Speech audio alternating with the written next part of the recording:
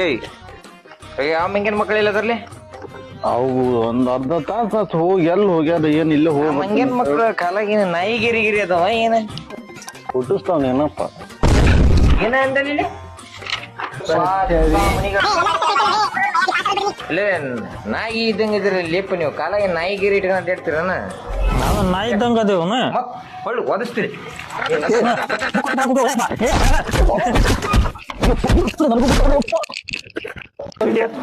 Bollywood ಕರ್ಕೊಂಬಲ್ಲಂಗ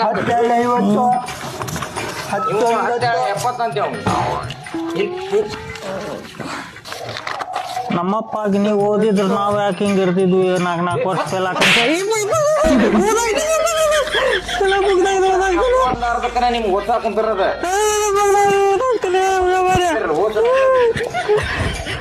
ಸ್ವಲ್ಪ 4 ಮಂದಿ ನೋಡಿ